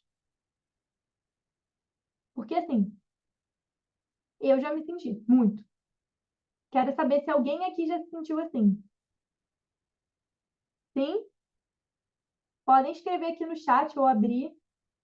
Meu Deus, já. Sim, né? Então, eu sei que às vezes com a gente, como psicólogo, a gente é muito confrontado com história complexa, né? E às vezes a gente se vê ali buscando maneiras mais eficazes de ajudar esses pacientes a regularem as nossas emoções, né? E aí, gente, é o que entra a terapia comportamental dialética, que muitos de nós enfrentam uma lacuna na nossa formação, né? Não só da psicologia baseada em evidências, mas também muitas vezes da teoria da TCC não ser suficiente, né? E a gente só ter acesso a ela na nossa formação. E ela não ser suficiente para lidar com os desafios emocionais modernos. Então, quando a gente fala, isso pode limitar a nossa capacidade de intervenção e afetar a qualidade do nosso atendimento. Faz sentido? Então, gente, num mundo que as demandas emocionais estão muito em alta, é crucial, simplesmente crucial, que a gente esteja preparado para enfrentar essa realidade, tá? A falta de habilidade específica da DBT pode sim deixar você um passo atrás na abordagem com os pacientes de regulação emocional, tá? Com comportamento autodestrutivo, com outros desafios que se tornam cada vez mais prevalentes no dia a dia. Isso não sou eu que estou falando, são dados. Então, a boa notícia que eu fiquei de conversar aqui com vocês é que eu estou aqui para oferecer uma solução para vocês, tá? Então, você pensa aí em elevar a tua prática para um outro patamar, dominando as técnicas mais avançadas de regulação emocional da DBT. Então, eu quero fazer uma proposta para você, tá? Você, ao participar do meu treinamento, você vai ter acesso exclusivo, tá, a aulas gravadas por um ano após o término do treinamento, ministrada não só por mim, mas também por profissionais renomados da DBT e da psicologia. A Verusca vai dar aula de valores e comprometimento. A Monique Valverde vai vir dar aula de suicídio. A Maísa, que é maravilhosa, né, Maísa? Com mestrado, com uma ampla experiência aí com desregulação emocional, ela também vai dar aula. O João, que é uma pessoa que trabalha do meu lado há muito tempo, um fofo, ele vai dar aula sobre mindfulness, sobre a filosofia da DBT, para que vocês não saiam, né, desse treinamento. Isso eu acho que é uma grande missão, né? O nome do treinamento é treinamento DBT para além das habilidades. Então, minha proposta é que você se torne um terapeuta DBT de alma, que entenda o propósito, né, da DBT, que entenda que a DBT ela não é apenas um protocolo. E essas aulas, gente, não vão só também aprofundar o seu entendimento teórico, mas também vão mostrar a aplicação prática através de roleplay de vídeo, para que você possa ver as técnicas em ação, tá? Assim como a gente vai fazer aqui no final dessa aula. Então, durante, né, 9 meses aí vocês vão estar com a gente. E nos 4 últimos meses, você vai ter uma mentoria intensiva com a gente, com a nossa equipe da Equânime, em que a gente vai guiar vocês na construção da sua consultoria. Tudo isso alinhado às diretrizes da DBT. Sabe o que é melhor? No final do treinamento, gente, ainda tem a possibilidade de você ser selecionado para integrar a minha equipe. tá? Porque nós estamos procurando por mais membros, certo? E a gente quer escolher pessoas que sejam treinadas pela gente. Então, é uma oportunidade exclusiva para todos os psicólogos que venham a participar do curso. Então, o aprendizado para além da prática clínica, é isso. Esse treinamento ele vai para além da prática. E ele também vai incluir, gente, uma coisa que, assim, é extremamente importante que a gente não aprende na faculdade, que é capacitação em empreendedorismo. Porque, gente, você é uma empresa, né? Você recebe o dinheiro dos seus pacientes, você precisa ganhar paciente, você precisa entender o quanto você gasta para você saber precificar a sua sessão. Então, a gente precisa entender a importância do tempo, da valorização profissional, de insights compartilhados pela Marcela Lamastra. A Marcela ela vai ser uma também das professoras do treinamento.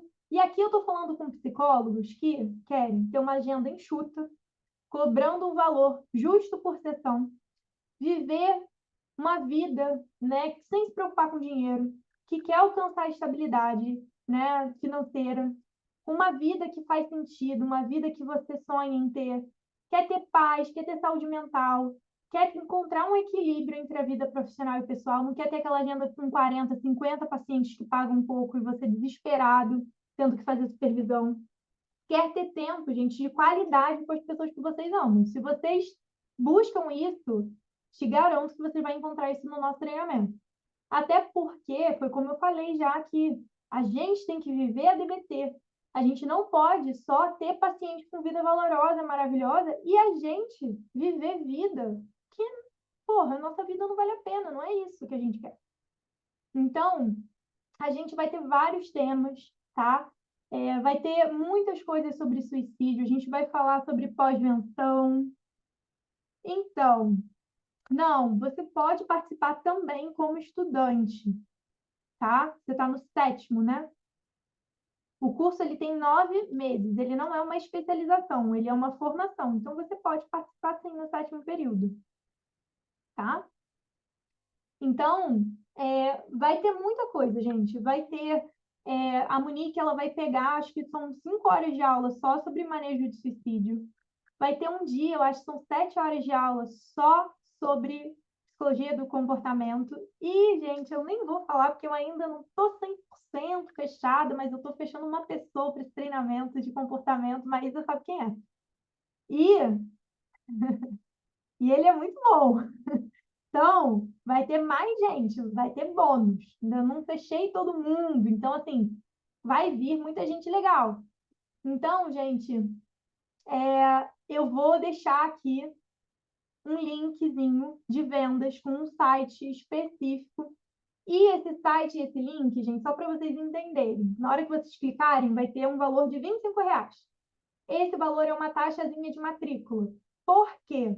Porque um dos benefícios do treinamento é vocês poderem pagar ele online sem juros, que é uma coisa muito difícil com treinamento online hoje em dia. Tudo que é treinamento você vai pagar, divide em 18 vezes. Aí você vai ver tem um juro gigantesco, né? Então, para isso não acontecer, a gente precisa que vocês mandem algumas informações para o financeiro. E aí o financeiro vai gerar para vocês um pagamento de recorrência. Então, não vai ter juros, não vai comprometer saldo de cartão de crédito, não vai nada, entendeu? É a melhor forma que tem de pagar. Você vai poder pagar ali bonitinho todo mês, se programar, tá? Sem ficar ali se ferrando para pagar o treinamento, que não é isso que a gente quer, tá? Então, se você abrir o link de vendas, vocês vão ver que nesse link, lá embaixo, a gente tem essa taxa de R$ 25, que é a taxa de matrícula. E aí o financeiro vai entrar em contato com vocês, vai pegar os dados que precisa e vai gerar, tá? O link de pagamento realmente do treinamento. Ficou entendido? Alguém tem alguma dúvida por aqui? Não? Show! Galera da equipe, botem, por favor, aqui o link de pagamento, certo? Cadê a equipe logística? Sobre o horário das aulas. As aulas são gravadas, Maria. E aí, a gente vai ter uma aula ao vivo, tá? Essa aula ao vivo, ela vai ser provavelmente algum dia à noite, um dia da semana, vai depender um pouco também da agenda dos professores, mas um dia à noite de 2 horas de plantão de dúvida. Ah, não vou poder ir no plantão de dúvida, Alessandra. Ok, vai ficar gravado. Você tem 1 ano para assistir isso. Tem certificado? Tem certificado. Tem tudo. Gente, vou colocar aqui o link no chat. Se alguém tiver algum problema para abrir, avisa. Ele é um link um pouco grande porque ele é de uma plataforma gringa.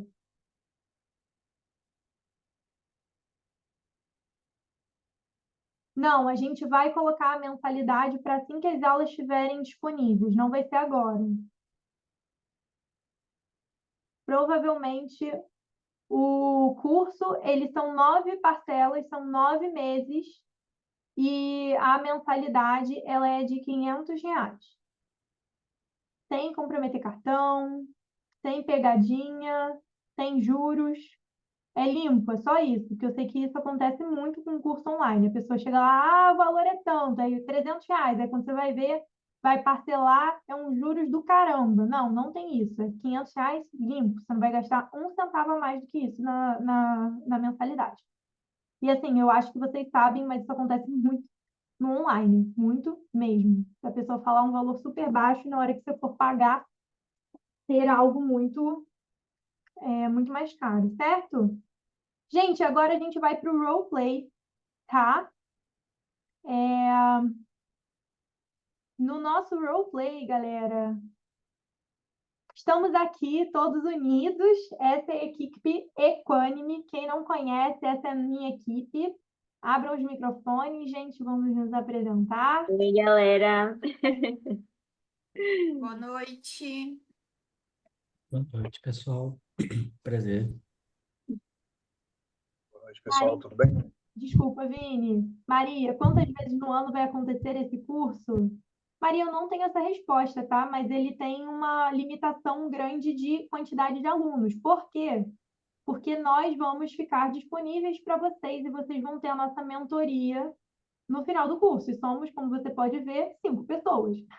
Então, a gente tem um número limitado de pessoas para cuidar de alunos. E, assim, eu sou uma pessoa bem presente, assim, na vida das pessoas. Então, eu não gosto de deixar as pessoas... Todo mundo balançando a cabeça.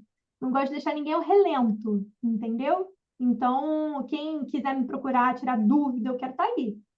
Então, assim, vai ter uma quantidade limitada de alunos e eu não sei se eu vou abrir ele de novo esse ano, tá? Gente, agora vamos para o roleplay. Gente, só para vocês entenderem, o roleplay vai ser de um grupo de treinamento de habilidades e a gente vai, como eu conversei com vocês, ensinar como funciona o modelo das emoções pela DBT, tá? Dúvidas, coloquem no chat, certo? E a gente vai respondendo as dúvidas de vocês depois que a gente terminar, tá?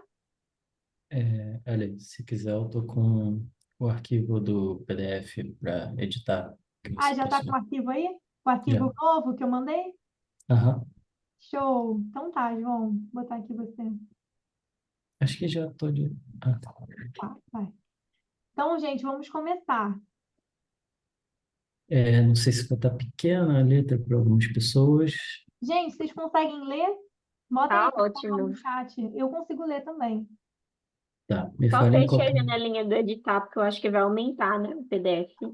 é. Isso. E se você der Ctrl H, eu acho que fica maior ainda.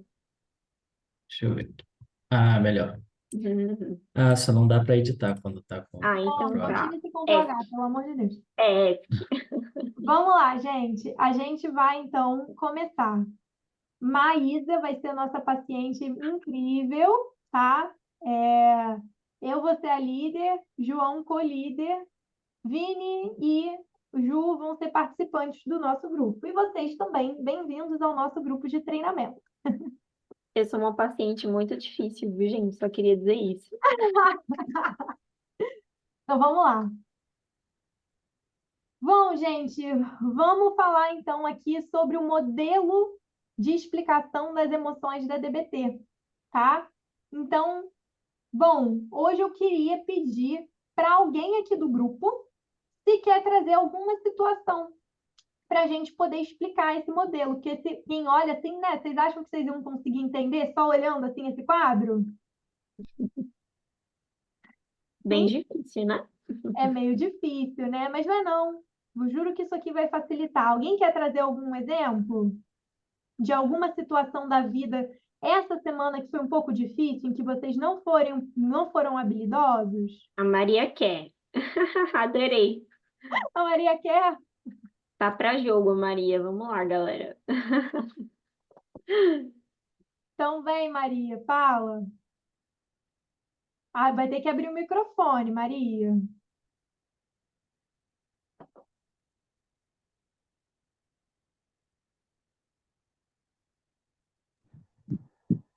Boa noite, Boa noite, Maria, tudo bem? tudo jóia. Assim, minha situação é extremamente complicada. Eu acho que eu que sou a paciente difícil. Ah, É, eu sou psicóloga, né? Mas não estou imune. Eu estou separada há um ano. Tenho uma filha de 1 ano e 6 meses. E estou grávida de 8 meses. Não tem. Meu ex-marido assumiu um novo relacionamento. E eu estou com baixas habilidades para poder lidar com isso.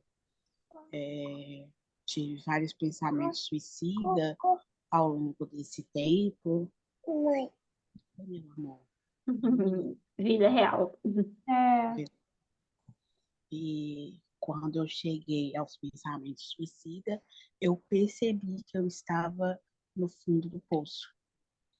Eu tanto ajudo e não tive habilidade. Por isso que eu estou mudando ou tentando mudar, né? Eu trabalho com a psicanálise e não me atendeu. seja muito bem-vinda, Maria. Eu sinto muito seu relato, é bem difícil. E assim, o que eu posso te oferecer hoje aqui, né, Maria, é bem limitado, além da minha aula, claro. Mas aqui o que eu posso, né, te oferecer é a gente, caso você se sinta confortável, porque isso aqui a gente tinha pensado da gente trazer um exemplo com medo de pedir de alguém se expor, né? Principalmente você que está nesse momento de muita vulnerabilidade, porque a gente vai destrinchar algum evento, tá? Muito estressor para você. Então, eu estou um pouco receosa, como existem muitas pessoas aqui, talvez de você trazer um exemplo seu pessoal e você se sentir exposta. Vamos fazer o seguinte, quando terminar aqui, você me chama no privado, você tem meu WhatsApp, eu estou lá no grupo, e a gente conversa e eu tento te ajudar um pouco melhor. Pode ser, Maria?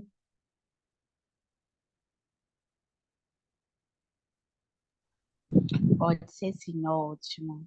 Então tá, Maria, obrigada e muito obrigada por você ter compartilhado esse momento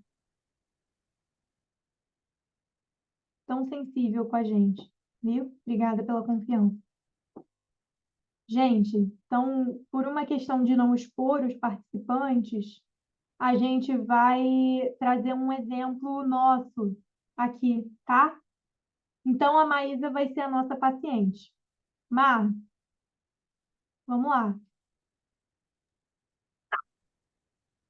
Então, galera, eu briguei com a minha mãe e foi uma briga muito horrível. Eu fiquei muito chateada com ela.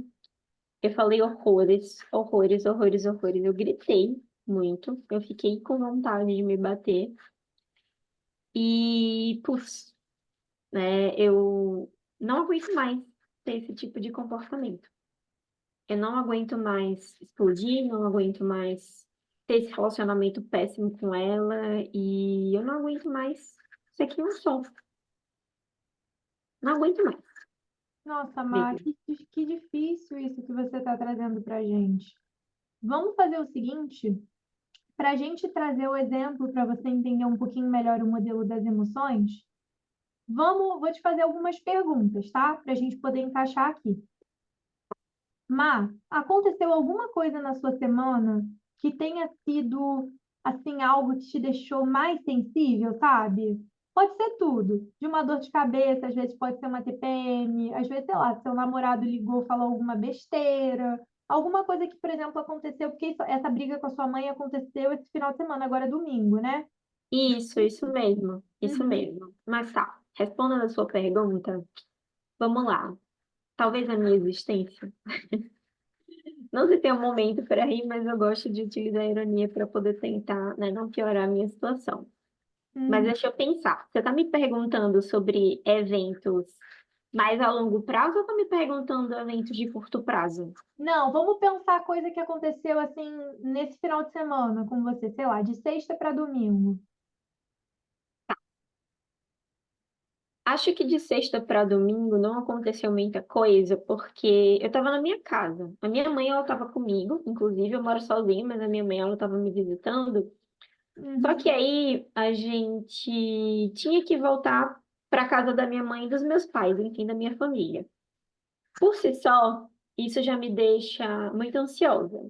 Só que parando para pensar bem, assim, agora que tu tá falando, perguntando, teve uma coisa exatamente no domingo, porque eu voltei para minha casa no domingo, que eu acho que pode ter contribuído, mas não sei se vai fazer sentido para você.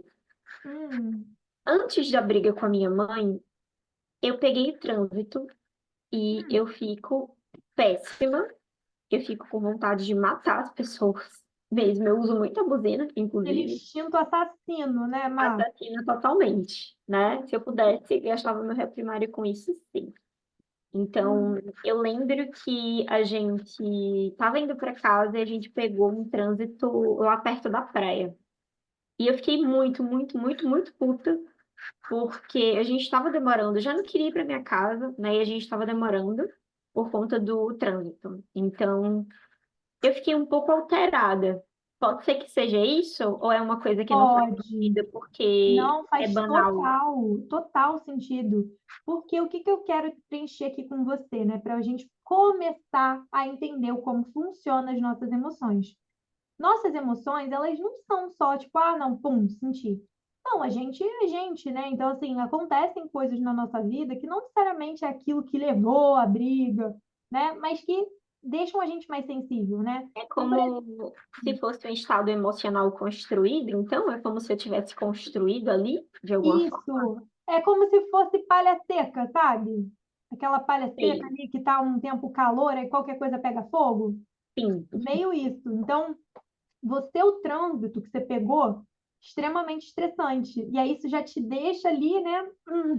Qualquer coisa que acontece, sai de baixo, que o negócio não vai ficar bom. sim, E, né, assim? sim, totalmente, né? Eu fiquei com vontade de quebrar tudo, de Então, bater nas pessoas. e isso aí é porque aconteceu antes da sua briga, ou seja, isso já é um fator que te deixou vulnerável, faz sentido? Vulnerável a você se sentir com tanta raiva ou com essa briga da sua mãe ter sido talvez nessa intensidade. Vulnerável, você quer dizer mais sensível? Tipo, Mais sensível, lembra? É a palha seca tipo, ali no se eu calor. tivesse, se eu tivesse mais ok, mais tranquila, talvez eu não tivesse tido essa briga, essas reações difíceis? Não sei, mas talvez você Hum. teria tido, por exemplo, uma reação menos intensa. Vamos pensar no Tá, contrário? Tipo, beleza. o que que você gosta de fazer? O que que você tira muito prazer em fazer? Eu gosto muito de ver filmes. Fico muito Divertir. bem. Tem um filme que você ama, assim, que toda vez que você vê, você... ai, que delícia. Sim, putz, acabei lembrando, não lembrando, na verdade, do nome do filme, mas é aquele filme que tem alguma coisa 30 de Ai, 30 sei, de anos, repente de 30. repente 30 Ai, eu exato. amo esse filme. Sei qual é. Então, quando você vê esse filme, você fica feliz, né? Tipo, é um filme Nossa, muito, engraçado. É muito bom muito, esse filme, eu entendo super. muito bom. E aí, quando você vê esse filme, cara, você se sente bem. Então, por exemplo, digamos que esse evento aí de briga com a sua mãe, que a gente ainda vai entender o que que é, tenha acontecido depois de você ver esse filme. Talvez você não estivesse tão estressada e a coisa tivesse tido uma proporção menor. a gente não tem como 100% afirmar, mas o que a gente tem como afirmar é que o trânsito te deixou estressada e que isso te deixa ainda mais vulnerável a ter comportamento impulsivo do que se você Acho, tivesse experimentado isso. acho que eu já sei o que é a lei. Eu costumo falar que quando eu saio da academia, eu não quero guerra com ninguém. Eu acho que é tipo isso.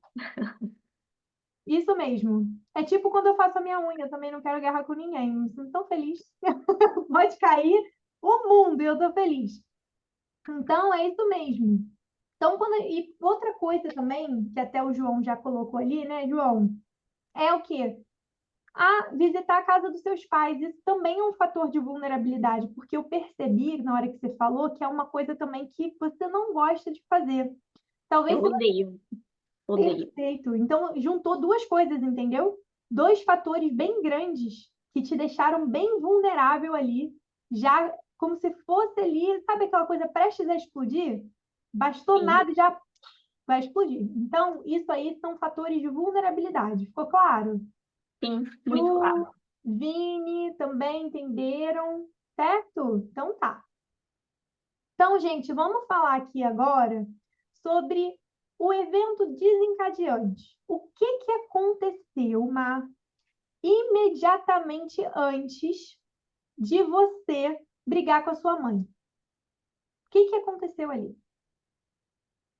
Ela falou, por conta da minha conduta, né, no trânsito, já que eu esqueci de mencionar sobre isso, né, mas eu acho que deve entrar nesses fatores de vulnerabilidade aí que você deve ter mencionado, que você Hum, mencionou. Eu fiquei buzinando muito e eu baixei o vidro para xingar umas pessoas. A minha mãe, ela não falou nada na hora, porque ela já sabe que ela falar alguma coisa comigo, eu fico puta e ela vai se ver comigo. Mas logo assim que a gente chegou em casa, né, já que a nossa briga foi logo quando a gente chegou, ela começou a me chamar de irresponsável. Ela começou a me chamar de responsável, começou a falar que eu não deveria ter xingado, mesmo que eu não estivesse errada, e começou a falar coisas assim, do tipo, enfim, só essas que eu consigo me lembrar no momento, mas eu odeio que me chamem de irresponsável, e eu acho que eu não consigo me entender. Então, depois que ela falou isso, eu surtei. Eu surtei real. Então, o que aconteceu antes de você surtar total foi quando ela te chamou de irresponsável. Sim, Então, Mar, isso é o que a gente vai chamar de evento desencadeante. O que que é o evento desencadeante? É aquilo que leva, entendeu, a bomba a estourar. sim. Aquilo imediatamente antes a você ter o comportamento que não é habilidoso, tá? Tá. Ju, Vini, alguém tem alguma dúvida? Qualquer coisa pode interromper, certo? Então, gente, ó, o evento desencadeante então dá mais. E aí, Má, na hora que isso aconteceu, você consegue lembrar o que que você pensou sobre isso quando sua mãe falou que você é uma irresponsável? Deixa eu pensar, porque eu pensei em 50 mil coisas, então talvez não dê para conseguir falar tudo. Mas Mas fala as principais. eu lembro que quando ela me chamou de responsável, eu pensei, eu odeio ela, odeio você. Você tem culpa pela forma como eu sou, né? Você tem culpa pelo meu transtorno. E pensei, você não se importa comigo. Sim, tudo isso bem difícil, né? Mas, assim, bem... imagino que deva ter sido muito difícil esse momento para você. Sim, muito. E você entende que quando a gente interpreta, né? Isso aí são pensamentos, são as nossas interpretações. Então, é tipo a lente que a gente coloca para entender isso. Isso, gente, coloca a nossa consciência, a nossa atenção naquilo ali que está acontecendo. E aí, Má, o que que acontece dentro da gente, na nossa emoção? Como é que a emoção funciona?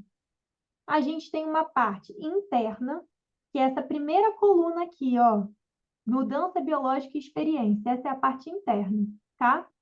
E Tá. essa parte interna da gente, ela vai acontecer muito rápido, ao mesmo tempo. Então, vamos pensar aqui comigo. A gente já conversou aqui sobre as emoções, lembra que a gente tem 9 emoções básicas? Raiva, Ah, amor, sim. né? tristeza. Aquelas fichas que você mostrou no dia do treinamento, que elas mostram algumas reações de Isso, os cada uma dessas emoções. nomes. Ah, lembrei. Isso, qual é o nome que a gente dá? E aí tem a raiva, amor, felicidade, tristeza, culpa, vergonha, Sim. nojo, né? E aí, vamos pensar o seguinte: na hora que você tem aí essa emoção, como é que isso acontece? Lembra, é tudo químico. Eu acho que eu até comentei isso com vocês lá. É tudo químico. Então, se a gente vai sentir alguma coisa, a gente primeiro tem uma troca química no nosso cérebro. Então, a gente troca ali neurotransmissores, eles se comunicam ali. E aí, como o pescoço, né, liga a cabeça ao corpo, a gente sente as coisas também no nosso corpo, né? Então, primeiro tem como se fosse um computador, um comando, a gente solta certas coisas, que é o nosso sistema nervoso. E aqui, nesse caso, gente, é o nosso cérebro, que é o sistema nervoso autônomo, que é aquilo que a gente não controla. Então, imagina, né? Controlar a minha raiva. Pô, maravilhoso. Não é assim que acontece. É o mesmo, na mesma parte da nossa cabeça que controla o que? O coração, nossa respiração. É aquilo que a gente não percebe, mas está acontecendo. Então, vamos pensar assim. Na hora que você pensou, eu odeio você, você percebeu alguma mudança no seu corpo, Mar? Sei lá, pode ter sido calor. Lembra lá daquelas fichas? O que que você acha que essa emoção se parece? Que cheiro que ela tem? Como é que ela se manifesta? Peraí, deixa eu ver se eu entendi. Você perguntou como foi que eu reagi no meu corpo, como o meu corpo reagiu, não foi isso? Perfeito. Tá. Nossa, eu fico até com muita vergonha de falar sobre isso, né? Inclusive, eu senti vergonha também, mas depois eu falo sobre isso. Normalmente, quando eu fico com raiva, eu começo a respirar muito rápido, que é como se eu quisesse falar. Na verdade, é meio que um impulso para falar, sabe? Só que não é impulso ainda. É tipo o meu corpo se preparando para o impulso, sabe? Então, eu fico respirando muito rápido. Às vezes eu tremo, mas não é sempre. Dessa vez eu tremi. E eu comecei a ficar vermelha. Então vamos Começou lá. a ficar branca. Então, eu fiquei super vermelha, parecendo um pimentão. Tá. A vermelhidão não é aqui, mas a gente vai entrar nisso já já. Então você tremeu, você teve respiração rápida, seu coração Sim. bateu mais rápido? Sim, esqueci de mencionar, mas também Tá. super rápido. Coração mais rápido. Você sente algum desconforto no seu corpo? Às vezes as pessoas sentem aqui, né, um desconforto no peito, às vezes na garganta aqui dá um nó, parece que fecha. Teve algum desconforto? Hum, não. Dessa vez eu não consegui perceber. Na verdade, eu acho que eu nunca consegui perceber. Mas eu vou prestar atenção nas próximas vezes. Sim, ótimo. Olha, gente, isso tudo é mudança biológica. Vocês percebem? Essa troca química na nossa cabeça faz uma série de mudanças. Então, por exemplo, para a sua respiração estar mais rápida, porque provavelmente você soltou o quê? Adrenalina, cortisol, que comprime os nossos vasos sanguíneos, né? Aumenta o nosso ataque cardíaco. Provavelmente, vê se eu estou certa, seus músculos ficaram mais rígidos. Acho que sim. Eu Sim, também não consigo. Eu não tenho, você sabe, né? Eu não tenho muita consciência corporal, não. Eu não tô praticando muito mindfulness. sim, não tem problema, é um processo, né? Você já está praticando só de fazer isso aqui, eu estou muito orgulhosa. Perfeito, só de você participar eu já estou muito feliz, porque isso aqui que você está fazendo é muito difícil. Então, é isso aí, é um passo de cada vez. Ninguém vira monge budista, nem é isso que a gente quer, né? É um passinho de cada vez. Então, por quê? Porque essa tensão muscular, ela também conversa com esses neurotransmissores, né? Então, assim, o nosso corpo, ele reage a isso, tá? E aí, né, eu queria conversar com você sobre experiências, que também é algo interno. Então, assim, uma sensação corporal, aquilo que a gente tem vontade de fazer. Você, por exemplo, sentiu calor? Senti muito, muito. Eu senti muito calor. Eu vi que tinha impulso aí, né? Na hora que estavam editando. E eu fiquei com vontade embora eu não me orgulhe disso, mas eu fiquei com muita vontade de ir pra cima da minha mãe, porque ela me irrita tanto, mas tanto, mas tanto, tanto, que não rolou. Dessa vez, mas outras vezes já aconteceram. Porém, eu não gosto disso, obviamente.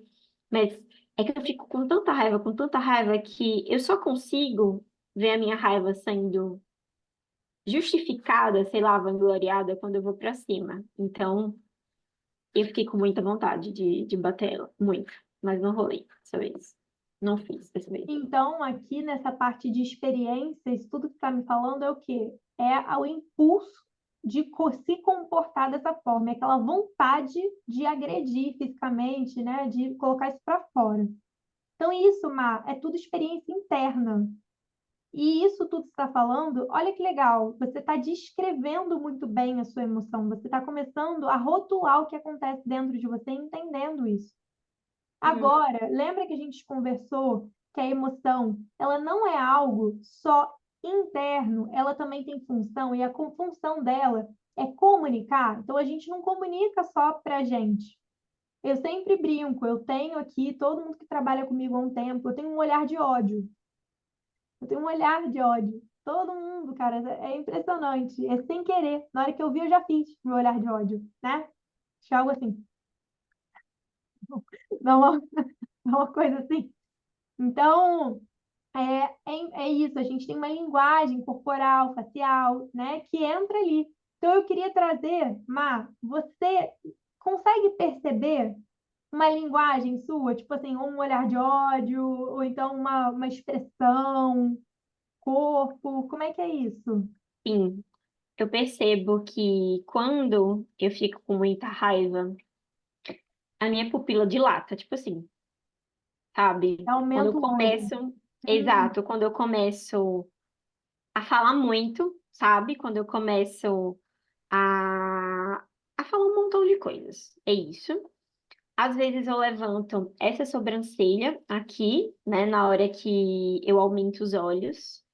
Eu percebo que eu faço uma cara meio tipo assim, bota um biquinho. sabe? Exato, Hum, exato. Porque eu costumo falar coisas que tendem a machucar muito as pessoas, né? E, obviamente, nesse dia eu também falei muitas coisas que machucaram a minha mãe. E acho que é isso que eu consigo me lembrar agora é essa. Ah, muitas outra coisas. coisa. Hum, Eu meio que não fico com a postura. Eu tenho um probleminha de coluna, mas eu fico com a postura ereta. É como se eu quisesse, no momento, né, que eu não tô brigando, não. No momento em que eu não tô, que eu não vou bater, né? Se eu bater, já tenho impulso pra frente, mas como dessa vez eu não bati, eu não fui pra cima, eu só fiquei com uma postura assim muito ereta, que é como se, sei lá, de alguma forma, eu não sei por que que isso acontece, mas de alguma forma é como se eu ficasse acima da pessoa, sabe? maior, né? Se impor, uma coisa de eu estou aqui, tô Isso, presente, eu tipo tenho isso. valor, tô É, imposta aqui. tipo isso. Uhum. Quando eu não vou pra cima, quando eu vou pra cima, eu percebo que eu já fico abaixando um pouco mais a cabeça, essas coisas. Nossa, você tem uma leitura excelente corporal. E aí, a gente tem essa parte, tem as palavras, né? Que é o que você diz. Então, o que que você falou para sua mãe? Eu falei que eu odiava ela, falei que ela era culpada pelo meu transtorno, né, já que eu tenho borderline. Falei também que ela não se importava comigo, porque se ela se importasse comigo, ela saberia as palavras certas para me dizer. Entendi. E aí, Mar, tudo que a gente faz, né, tem uma consequência, tudo. O que que você percebe, né, ali que as suas ações, seus comportamentos ali tiveram como consequência? Tá, deixa eu ver. Aliás, antes disso, eu até fui um pouco para frente. Essas ações aqui não são nem consequências, são ações. Você chegou a fazer algo além de falar? Você chegou a agir de alguma forma? Outra forma de ação? De ir Não, embora, alguma coisa? Fechar a Não, porta, não? não. E quando a gente fala disso aqui tudo, né? A gente está falando sobre o processamento, né, da nossa emoção. Você está vendo, Má, como é que funciona? Ficou mais claro para você agora, esse mapa? De como... Tá? É como se esse mapinha ele estivesse super descrevendo a situação, né? E aí dá até mais vergonha, inclusive, porque eu não queria ser desse jeito. Mas beleza, né? A gente tá aqui para poder aprender e é isso. Mas olha só, todo mundo é assim. Você tem que pensar que as emoções, essa emoção aí que você sentiu, lembra daquela ficha? Raiva, todo mundo, né? Muitas pessoas têm vontade de quebrar, de agredir, de fazer. Tipo assim, né? Quem tá aqui hoje no grupo é igual a você. Eu mesma sou igual a você, tudo bom? Falo que eu sou uma raivosa tratada. Eu já quase quebrei uma cadeira em cima do meu sogro. Então, eu sou uma pessoa que eu também passei por isso. Não é ser intensa emocionalmente, não é sinônimo, tá? Da gente ser ruim. É sinônimo também de ser apaixonada pelo que a gente faz, é sinônimo da gente ser apaixonado pela vida, tá? Então, você é como você é, tá? E isso aqui, tudo que a gente está conversando, isso aqui, graças a Deus, ó, isso aqui a gente vai dar um jeito, porque a gente consegue mudar, né? E você já está mudando. Então, é um processo. E cada vez mais que você conseguir colocar as habilidades que a gente conversa aqui em prática, melhor você vai ficando em controlar isso. Até porque eu não acho que eu tenho nada diferente de você, né? Se eu conseguir, eu acho que você consegue.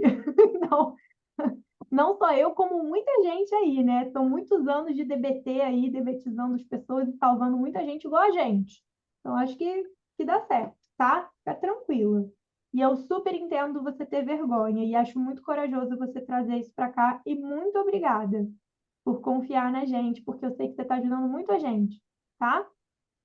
Então, estou muito feliz. Olha só, você colocou raiva. João, tira aquele monte de emoção. É uma emoção só. Qual é a emoção? Eu sei que ela falou vários nomes, mas qual é a emoção que você descreveu aqui? Raiva. Raiva. Perfeito. Então, agora a gente vai lá para outra parte. Você percebe que isso aqui é uma emoção só. E Sim. aí, essa emoção, ela tem efeitos, e aí entram as consequências. Então, qual foi a consequência de você falar assim com a sua mãe? Como eu me senti ou como ela se sentiu? Não entendi. Não, o que que aconteceu imediatamente no ambiente, na sua vida, com você? Teve alguma coisa que você ficou ruminando? Você foi embora, sua mãe ficou sem falar com você, ela gritou com Eu você? fiquei, eu fiquei com a cabeça muito cheia, ruminando, né? Já que é uma coisa que eu costumo fazer, e isso me deixa com mais raiva ainda. E depois a minha mãe ela foi embora e ficou sem falar comigo durante todo o dia. Então, temos duas consequências. Uma, você ficar pensando o tempo inteiro nisso, e aí, né? E a sua mãe não ter falado com você. Você percebe que isso te dá outras emoções? Só esse efeito de você de Sim, sentir isso? sim, Então, isso se transforma num segundo evento desencadeante. Faz sentido? Que são os pós-efeitos pai. e aí mais emoções. Isso porque quando você fala, você é culpada pelo meu transtorno, talvez você tenha pensado assim, que também, né? Tipo, porque você não me ama do jeito que eu sou, ou algo assim, você tenha ficado decepcionada, chateada com ela. Então, assim, vem muito pensamento. E esses pensamentos, eles vêm acompanhados por emoções, e são muitas emoções. Então, Hum. e uma coisa também, gente, que eu quero falar aqui é, às vezes é legal a gente fazer isso aqui colocando realmente todos os pensamentos. Por quê? Porque daí a gente tem dimensão da quantidade de emoção que a gente está processando ali. Porque aqui, Má, a gente quis colocar uma só para você aprender e entender o como funciona a emoção. Até porque, João, tá tudo bem, a gente entendeu, fica tranquilo. Até porque quando a gente olha e observa assim, é até mais fácil da gente, o quê? Praticar o mindfulness, da gente rotular a emoção, entender o que está acontecendo com a gente, e antes de chegar no 100, começar a observar se eu estou com vontade, comecei a ficar com calor, minha respiração está acelerada, é porque não está bom. Vou usar o quê? Uma tolerância ao mal-estar. O que a gente pode usar? O TIP, o STOP, né? A Uhum. gente pode usar uma respiração compassada. Então, isso aqui é muito importante para que vocês tenham ciência, tá? Do como essa emoção age dentro de vocês, para a gente desenvolver essa autopercepção. Antes da raiva, a gente já está fazendo. A gente percebeu como essa emoção age dentro da gente, para a gente poder agir antes dela se tornar 100.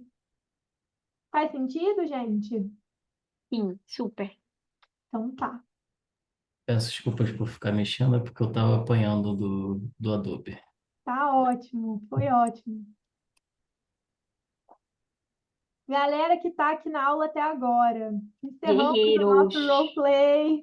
Muito obrigada, Mar. Maravilhosa. Gente, eu quero abrir rapidamente aqui para dúvidas, tá? Alguém teve alguma dúvida? Gostou do roleplay? Quer colocar alguma coisa aqui? Estamos aqui, hein? Aproveite a nossa presença para esse momento de dúvidas. Galera, aproveitem, porque esse tipo de roleplay, né, do modelo das emoções da DBT, juro pra vocês, não é porque eu sou da equipe, não, mas eu nunca tinha visto. É uma coisa que geralmente a gente só faz quando está no treinamento, né? Só quem participa sabe. Eu sei também, gente, está todo mundo cansado, né? Então, não tem problema. De qualquer forma, gente, meninos, muito obrigada, equipe maravilhosa. Mas eu queria agradecer também todo mundo que ficou aqui, né? E mais do que isso, eu queria lembrar vocês. Ah, Maísa, vamos lá, potinho, potinho, vai, Mar. Eu tinha salvo aqui. Ah, tá bom, então tá. É, Pronto, foi um bumerangue. Ótimo. Então, gente, o que eu quero trazer para cá é o seguinte: é, esse que essa aula seja um início para vocês, quem está começando a estudar DBT, quem quer ter o nosso apoio, quem quer participar do nosso treinamento, não só aprender DBT, como também mudar a mentalidade com relação à clínica, vocês construírem uma vida que é valiosa para vocês, não só para o paciente de vocês, o nosso treinamento é para você, tá? Então, o link de pagamento, como eu falei, a taxa de matrícula, preencham, paguem, o nosso financeiro vai entrar em contato com vocês. E assim que isso acontecer, a gente vai emitir o pagamento, tá, para a mensalidade do treinamento. Lembrando que não tem juros, não tem nada. O valor é o mesmo, R$ 500 por mês, 9 meses. Certo? Então, gente, muito, muito obrigada por terem ficado aqui até agora. Essa aula vai ficar disponível gravada por 10 dias. 10 dias, não, 7 dias. Olha, a louca, querendo. Deu a louca como é que era aquele negócio da retalho da carga do metro? Deu a louca no chat, sei lá. São 7 dias que vai ficar disponível e o link de pagamento também vai ficar disponível durante 7 dias, tá bom? E lembrando que eu não sei se a gente vai abrir de novo esse treinamento esse ano. É muito trabalho, gente, é muita coisa envolvida para isso estar acontecendo agora. E não percam essa oportunidade, certo? É isso, galera. Muito obrigada. E, ó, beijo, boa noite. E lembrem-se que eu vou estar aberta. Quem quiser conversar comigo, me chama lá no privado e a gente conversa, certo? Então tá. Tchau, Beijinho. gente. Tchau, Tchau. pessoal, boa noite.